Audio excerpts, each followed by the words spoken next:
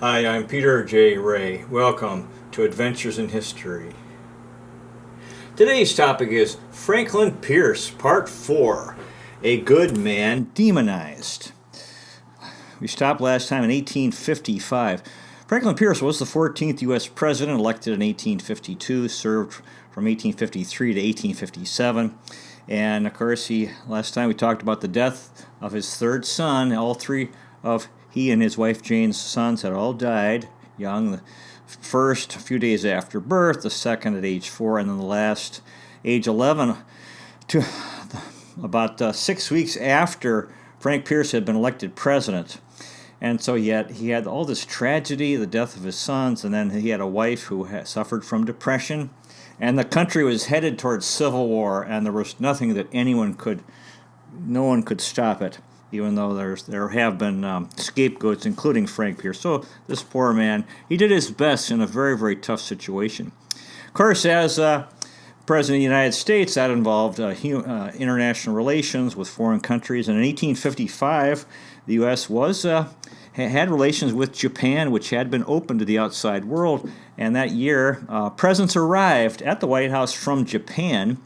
After the recent establishment of official relations, these presents included silks, swords, writing tablets, vases, umbrellas, mats, jars, cabinets, agricultural implements, plants, sugarcane, 2 birds, and 7 dogs. And Congress supplied a special greenhouse for the plants, and the art objects were variously distributed. Also in 1855, the government budgeted $30,000 in an experiment regarding the use of camels with the U.S. Army in the West, which was very dry and hot in the Southwest. 160 acres of land was voted to be given to all veterans of wars, or all men who had served in the military, by Congress. Roy Franklin Nichols wrote, quote, "President Pierce signed the bill. He had a tender spot for old soldiers." Now, his priority when it came to patronage, in other words, government jobs, was finding people who were honest, efficient, prompt, and did a good job, performance of duty. Also, we talked again, there was the discussion purchasing Cuba from Spain or taking it by force. This was controversial because the anti-slave movement was against acquiring Cuba because it was believed it would be a U.S. slave state. At this time it was one of the last Spanish colonies, along with the Philippines, Guam, and Puerto Rico, and it was in Cuba, and there were slaves there at that time as a Spanish colony in Cuba. And in Kansas, there was the conflict between anti-slavery people and pro-slavery settlers, 2 rival capitals. Franklin Pierce sided trying to keep the country together, so to appease the South, and so this is why he signed the Kansas-Nebraska Act, because the South was losing power in the House of Representatives as the population of the North increased, and then much more than in the South. So the South was hoping to maintain parity with the North in the Senate. Every time a free state would enter, they wanted a slave state to enter, and it was believed that Nebraska would enter the Union as a free state. Therefore, the South wanted Kansas to enter as a slave state, and so Franklin Pierce did agree with that, and that's what that compromise allowed, which actually meant the expansion of slavery into the Northwest, which was very unpopular with a lot of folks in the North. Now, 1855, the Whig Party was disappearing, and the Republican Party, the modern Republican Party, was being organized. And, of course, up till now, we have the Republican Party. Roy Franklin Nichols wrote, quote, "A crisis was approaching.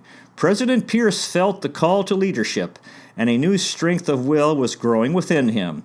So, this conflict between North and South, conflict over slavery, was growing, and apparently by 1855, President Pierce was feeling stronger after the devastating death of his son and ready to do his best to try to help the country get through this challenging time. 1855, the winter in Washington was cold, and reportedly the Senate chamber was described as barn-like, in other words, a very large room. Roy Franklin Nichols wrote, quote, "One observer who noted the frequency with which the senators gathered around the fireplaces declared that they cared more for the state of the fire than for the state of the nation." So I guess it was cold in the Senate chamber in the winter. The Democratic Party was divided, and now we're getting into 1856. And James Buchanan was seen as a figure of unity for the Democratic Party. In March of 1856, William Walker, who was an American military adventurer, was in Nicaragua and involved in the Civil War there in Nicaragua, and he became a political power in Central America.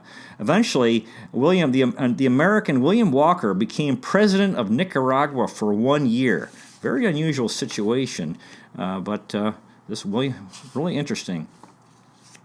1856, May 22 in the U.S. Senate. There was U.S. Representative Preston Brooks attacked the abolitionist senator Charles Sumner with a cane and beat him into bloody unconsciousness. Sumner was almost killed. This led to outrage in the North. This was, this conflict over slavery. You know, the abolitionist speakers were speaking against slavery, and this was, you could say, the early stages or premonition of the Civil War, this violence which was happening in Kansas and even in the Congress. Roy Franklin Nichols wrote, quote, this is 1856, quote, "Few months have been more murderous in peace times than May 1856. Now he's referring to the violence in Kansas, and in Lawrence, Kansas, the Sheriff Jones was shot. So even that's pretty bad when the law enforcers are getting shot. But it was basically bleeding Kansas, Civil War in Kansas. Now, in Franklin Pierce's hometown of Concord, New Hampshire, had purchased what was called a magnificent horse for him when he went to war in the Mexican War in 1847. And in 1856, because he was becoming unpopular at home because of the things he had, especially the Kansas-Nebraska Act and enforcing the fugitive slave law. Anyway, this horse that was given to him by the people of Concord, New Hampshire, was burned in effigy in May. In other words, they came up with like a papier-mâché horse to represent this the horse they had given to him. This was those expressing their displeasure with their native son, who was president, because he had displeased them in his actions in trying to keep the country together. Violence continued in Kansas, bleeding Kansas. Anti-slavery fanatic John Brown murdered 5 people in Kansas. Terrible. Now, of course, he believed he was doing the right thing, and this was a war, in his mind, to free the slaves. The Republicans, by 1856, were a major party of the future and replaced the Whigs as the second party and the opposition party to the Democratic Party. 1856 was a presidential election year, and John C. Fremont became the first Republican nominee for president that year. Now, you imagine Franklin Pierce, he was the incumbent president. He was not nominated for president by the Democrats because of, the country was very, very divided, and he did not get the nomination. He was I imagine he was okay with that because he was having a tough time. James Buchanan got the nomination and won the election. So the Democrats kept the White House in 1856. Again, the Republican Party was growing in large part due to opposition of the Kansas-Nebraska Act, the folks in the North who were very much against the expansion of slavery in the South. And you can see this conflict between North and South continuing to grow stronger and stronger and more severe. Now, regarding the Kansas conflict, Franklin Pierce biographer Michael F. Holt wrote, quote, "President Pierce threw the weight of the federal government, including its military forces, behind the illegally elected pro-slavery territorial legislature, which had brazenly deprived northern settlers in Kansas of fundamental rights and was determined to make Kansas a slave state." Well, this is Now, this is an opinion that Michael F. Holt has expressed here, criticizing President Pierce. Based on my research, it was a very confusing situation in Kansas, and it sounds to me like President Pierce did his best It was a very, again, an impossible situation to deal with. Now, at the Democratic Convention in 1856, where James Buchanan was nominated, a statement was made regarding President Pierce. Quote, "The administration of Franklin Pierce has been true to the great interests of the country. In the face of the most determined opposition, it has maintained the laws, enforced economy, fostered progress, and infused integrity and vigor into every department of the government at home. It has signally improved our treaty relations, extending the field of commercial enterprise, and vindicated the rights of American citizens abroad. It has asserted with eminent impartiality the just claims of every section, and has at all times been faithful to the Constitution." So that was a nice statement regarding President Pierce. He didn't get the nomination for another term, but that was a very, I think, an accurate statement about his presidency. Now, after the news of that James Buchanan had been nominated, this is before the election, a crowd of 5,000 people came to the White House. Roy Franklin Nichols wrote, quote, "President Pierce came to an upper window and spoke to them. He wholeheartedly endorsed the nomination. He told them men were dwarfs. Principles alone were abiding. The Union was the great ark of safety against general wreck and universal ruin." Again, this theme of union, and this is what everything he did that led to criticism, was trying to keep the country together, union, so we wouldn't break up. And you can see he did. So he's a good party man. He didn't get the nomination, but he supported James Buchanan in the election. Now, another story: after not receiving the Democratic nomination for president, supposedly, according to the story, Franklin Pierce was asked what a president should do after leaving office. "Quote unquote, there's nothing left but to get drunk." Well, that may be apocryphal. He had this. He had this drinking problem, and of course, after his son died and everything he'd been through, it would lead an inclination to drink for those who had a drinking issue. And now, the national debt was reduced by President Pierce from $69 million to $31 million. That was a real achievement.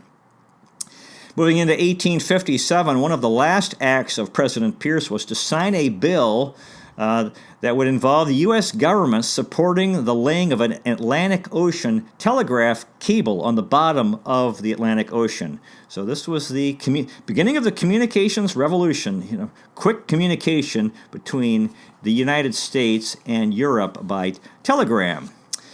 By March, President Pierce's presidency came to an end. He saved half of his presidential salary and invested it well in railroad stock, bank stocks, and land speculation. His net worth when at leaving the White House was $78,000, which is $1.5 million in today's money. So there was no need or desire to practice law. So he could enjoy retirement after leaving the White House. He took care after leaving the White House. He took care of his chronically ill wife Jane. She had tuberculosis, was not well. They traveled to the Portuguese island of Madeira after leaving the White House, arrived in December, and stayed for 6 months. That's the islands off the coast of Africa. During this trip, so they were able to do some traveling. They visited Portugal. Now this is going into 1858. They had a nice trip into Europe. They visited Portugal, Spain, France, Switzerland, and Italy, and had a nice reunion with old friend Nathaniel Hawthorne in Rome. They also visited Austria, Germany, France, Belgium, and returned to the United States in September of 1859. Frank and Jane Pierce spent the summer of 1858 on the shore of Lake Geneva in Switzerland. Beautiful place. And they wintered in Italy. So that was nice. They had a nice trip to Europe. There is a nice painting of Franklin Pierce and Nathaniel Hawthorne strolling under the Arch of Titus in the Forum in Rome, Italy, painted by National Geographic artist Irvin E. Alman. In 1860, Frank and Jane Pierce sailed from New York City to Nassau, Bahamas, hoping for an improvement in Jane's health in January, and they stayed until May. course, 1860 was another presidential election year, and the Republican Party won the White House with the nominee of Abraham Lincoln. Also in 1860, Franklin Pierce received an honorary degree from Dartmouth College. Regarding 1860, Roy Franklin Nichols had this to say about Franklin Pierce, quote, "Something he loved which he called the Union, which in essence was a fellowship, a friendship, a great emotion, or a sentimentality, if you will. This ideal was being destroyed by those whom he had been despising and fearing and fighting as a source of evil for the last 25 years, the political abolitionists." Yeah, the Republican Party was against the extension of slavery, and folks in the South were getting fed up with the abolitionist movement and all the rhetoric and basically the statements that had been made in speech and in writing encouraging slave rebellion in the South and condemning Southerners as sinners for living with slavery. In 1861, the Civil War started between North and South, this very tragic 4-year Civil War. Around that time, and this is the spring of 1861, Franklin Pierce took a trip west to Detroit, Michigan, and Louisville, Kentucky. Now, since the war started, and there was a rumor that Franklin Pierce was involved in an anti-United States movement and therefore had committed treason. This was not true. There's all people say all kinds of things. Roy Franklin Nichols said, quote, "Unfortunately, the truth did not aid Pierce very much in the war-inflamed public mind, and the impression became deeper that he was disloyal." Yeah, his big problem here when the war started is that the president of the Confederacy was Jefferson Davis, his old friend, and also cabinet member. So that was naturally that led to suspicion about him, even though he was loyal to the country. Franklin Pierce had this to say about the Civil War. He called it cruel, heartless, aimless, and an unnecessary war. He objected. Franklin Pierce objected to the political abuse for opposition to the war. People were against the war, and then they were taking, people, oh, you're a traitor because you're against the war. And eventually his reputation really fell way, way down because he was against the war itself. And there was so much suffering in the Civil War. Lots of folks in the North were against the war because of all the death and loss of life and suffering and economic suffering and poverty that the war brought. Roy Franklin Nichols wrote, quote, "To write of the decline of a personality is not a gracious task. The remaining 6 years of Franklin Pierce are marked by many signs of failing spirit and power." Now, in 1863, December 2nd, Jane died of tuberculosis at age 57. Their marriage had some joy, had a lot of sorrow, much honor, and then also bitter condemnation. Yeah, she had not, they really were, you could say, mismatched, but, he was very devoted to her and loved her, and she just had great difficulty dealing with politics and dealing with his political career. But he remained very tender, considerate, and affectionate of Jane, and he was very good to her. In 1864, in May, his friend Nathaniel Hawthorne died, and this was a big loss. He was probably his best friend. Franklin Pierce paid for Hawthorne's son Julian his tuition at Harvard, so that was a nice thing. Regarding Franklin Pierce, Michael F. Holt wrote, quote, "These two deaths," his wife and Jane and Nathaniel Hawthorne, "turned Pierce ever more avidly toward the solace of strong drink." In 1865, the Civil War came to an end, and a few days later, Abraham Lincoln was shot and killed. And after his death, an angry crowd came to Franklin Pierce's Concord, New Hampshire home, demanding why Frank Pierce was not displaying the American flag to honor Lincoln. They thought, oh, you don't have the flag up. And then this angry mob, Frank Pierce, went out and spoke to the people, and he said, quote, "If the period during which I have served our state and country in various situations, commencing more than 35 years ago, have left the question of my devotion to the flag, the Constitution, and the Union in doubt, it is too late to remove it. Now, Michael F. Holt continued, quote, "Having listened raptly to what Pierce said, the crowd gave him 3 cheers and dispersed." 1865. Now, Franklin Pierce had been a Congregationalist Christian, but in December of 65, he was baptized as an Episcopalian. Reportedly, Franklin Pierce was popular with the children in Concord, New Hampshire. Julian Hawthorne, the son of Nathaniel Hawthorne, had this to say about Franklin Pierce. He was a young fellow during this time. And he said that Franklin Pierce had a winning and irresistible magnetism. And had this to say, Julian Hawthorne, quote, "Except my father, there was no man in whose company I liked to be so much as in his. I had little to say to him, and demanded nothing more than a silent recognition from him, but his voice, his look, his gestures, his gait, the spiritual sphere of him were delightful to me, and I suspect that his rise to the highest office in our nation was due quite as much to this power or quality in him as to any intellectual or even executive ability that he may have possessed. He was a good, conscientious, patriotic, strong man, and gentle and tender as a woman. He had the old-fashioned ways, the courtesy, and the personal dignity which are not often seen nowadays.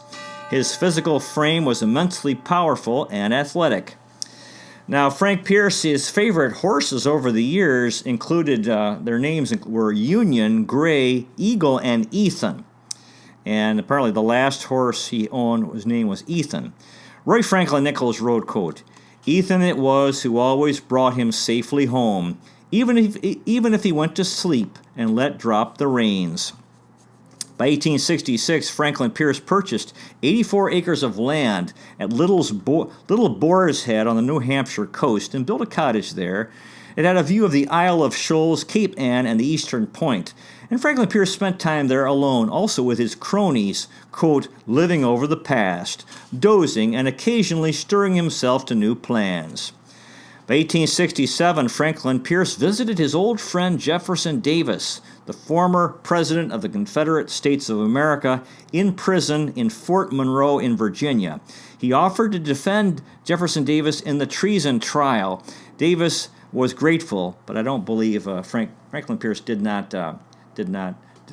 defend him. But that was a nice gesture. Visiting his old friend in jail. Summer of 1867, Frank Pierce was drinking heavily.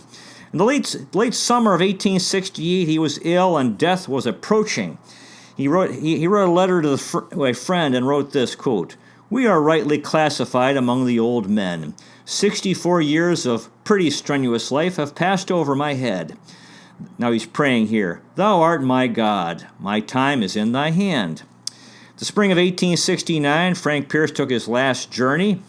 He traveled to Baltimore, Maryland for a get-together for the Order of the Cincinnati Convention in May. And he gave a speech there, and he said this, quote, "I was not educated in the school where it has been taught that the great work of the fathers was a covenant or a league with anything evil. Other lessons were taught at my father's fireside." So he was a good man and was dedicated to doing the right thing. October 8th, 1869, Franklin Pierce died in Concord, New Hampshire, at the age of 64. In early September, he had taken to his room in Concord, which had a view of the Merrimack River. His body lay in state in the state capitol in Concord. And President Ulysses S. Grant declared a day of national mourning. It wasn't until 1914, 45 years later, that a statue of Franklin Pierce was erected on the grounds of the New Hampshire Capitol in Concord, New Hampshire. You can see, basically, he was unpopular when he died because of the Civil War, and he was a scapegoat. There was a statue of the state of New Hampshire placed a granite memorial at Franklin Pierce's grave at the Old Cemetery in Concord, New Hampshire in 1946. So you see how much time passed, very many years before that he was honored. Now, of course, again, the thing that seemed to bother people the most was his support for the Kansas-Nebraska Act, which some said was a step toward the Civil War. Well, that's their opinion. Franklin Pierce is ranked near the bottom in the rankings of American presidents by most historians, and I completely disagree with that. It's easy to be critical. Now, a later president, Harry Truman, who became president in 1945, had this to say about Franklin Pierce and his depression as president, quote, "He didn't pay any more attention to business as president of the United States than the man on the moon." Well, I have to say I disagree with Harry Truman's assessment because he did a lot. He worked hard. Roy Franklin Nichols wrote this, quote, "Most men can avoid a biographer and pass into oblivion, leaving hardly a trace. Not so a public man, particularly in the American democracy. A stereotype is almost inevitably constructed, which is accepted by contemporary opinion, and usually shapes the judgment of posterity. The picture is generally a simple one, in black or white, of evil or of virtue. The popular mechanism has no mechanism to grasp or to weigh complexity." So he's saying, these guys get reputations, they're either great or terrible. And Roy Franklin Nichols wrote, quote, "Franklin Pierce was sturdily built and seemingly robust, capable of great exertion and elastic recovery from fatigue. He had been born to politics. He had entered it early, and his rise had been quick and easy. He gloried in the sociability of politics." Now, the major forces that President Pierce dealt during his presidency included the westward expansion of people, industrialization, the factories which were being built, primarily textile mills, creating cloth, urbanization, the growth of cities, growing conflict over slavery. Roy Franklin Nichols wrote, quote, "Today it is difficult to discover any formula of success which Franklin Pierce and his associates might have created and applied. It was Franklin Pierce's misfortune to be elected to the chief magistracy at a moment when probably no one was prepared for it, or when no one could have occupied it successfully." In other words, it was an impossible situation, no win, because the country was headed toward civil war. Now, it was written about his alcoholism. One of the comments was that he was a hero of many a well-fought battle. Cormac O'Brien, I don't know who that was, had this to say about Franklin Pierce and his struggle to get his drinking under control, quote, "But then he was elected president, and his son's head was crushed in a train accident, and his marriage fell apart, and he was surrounded by congressmen who'd left their spouses back home and loved to get together and act like frat boys. So he started drinking again, and relying on the stuff to carry him through 4 years of strife, suspicion, loneliness, bloodshed, and criticism. It only got worse once he left the White House. By 1869, alcohol had gotten the better of him, and he died of stomach inflammation." He died of alcoholism. He was drinking, and that definitely shortened his life.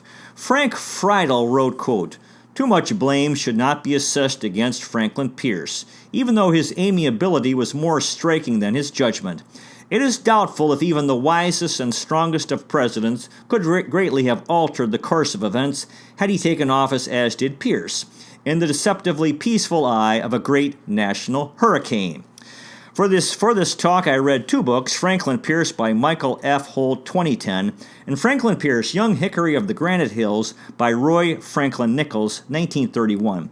Now, in conclusion, the thing about Franklin Pierce, he was a politician when the Civil War came, and now Franklin Pierce's reputation in history is based on the attitudes that people had about him, especially when the Civil War came. And he was a scapegoat. I think the Civil War was based on the sins of slavery, God's perfect justice, and it wasn't just the South to blame for the sin of slavery and all the cruelty that the African Americans suffered, but the North as well, because of the textile mills which were buying this cotton from the South, and the slave trade, which was operated by Southern businessmen.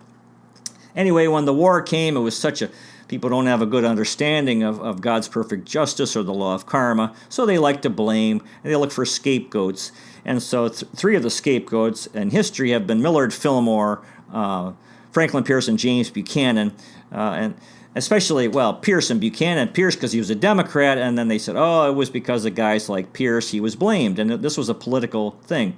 Now, today, we have no reason to continue with these attitudes of saying that Franklin Pierce was terrible, or he was weak, or he was this terrible president. We have no reason to do that unless we're too lazy to try to look at the situation that he was in, not only the fact that he had a depressed wife and his 3 sons had died, but it was an impossible situation as the country was headed towards civil war. And there's nobody could have stopped that because the conflict of slavery continued to grow. And nobody could have stopped the Civil War.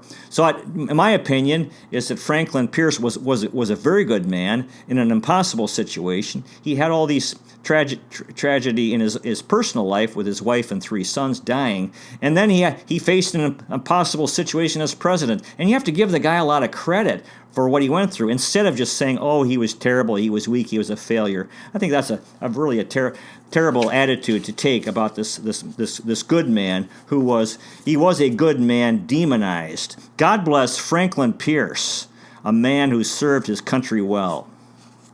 Well, that concludes today's presentation. The interesting thing about history is that you'll notice there are a lot of opinions, and you'll see this in the news, you'll see this in history books, and then people just accept an opinion as fact, when in fact it's not a fact, it's an opinion. And all these opinions, which say that, oh, Franklin Pierce was a failure, he's one of the worst presidents, those are opinions based on politics from the Civil War era, and there's no reason, and everyone all the historians who keep repeating those are simply lazy and have a lack of sympathy for what this guy went through, for the situation he was in, and I completely disagree. And that's one of the things I love about history, is trying to defend people who I think he was a good man, did his best. Just imagine put yourself in his position, Franklin Pierce's position, and what he tried to do, and the impossible situation. And then let's give him credit for that. And trying, because obviously he failed, you could say, because the Civil War came, but nobody could have stopped that. And they'll say, oh, he supported slavery. It's not that he supported slavery. He was trying to keep the country from breaking up, and so that people just are very, I think it's wrong. It's wrong to and his reputation needs to be restored. So anyway, I hope you find a good history book to read. Excuse me. There's so many wonderful history books to read out there. God bless all the people who write. Yeah, they work hard. They focus their attention on a topic and write amazing books.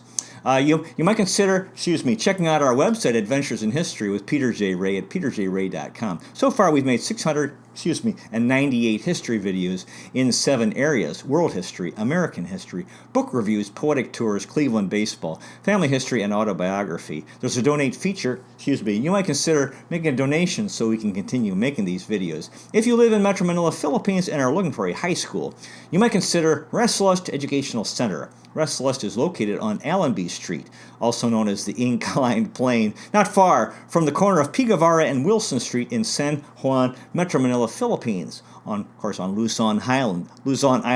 At Restlust, we specialize in helping young people who have had difficulty in the larger traditional high schools. We're more than a school. We are a warm, supportive community, and we strive to be creative and innovative so students enjoy going to school and develop a love of learning. And the website is ressalest.education, RESALEST. Thanks so much for watching. Really appreciate it. God bless you. Take care, and I'll see you next time.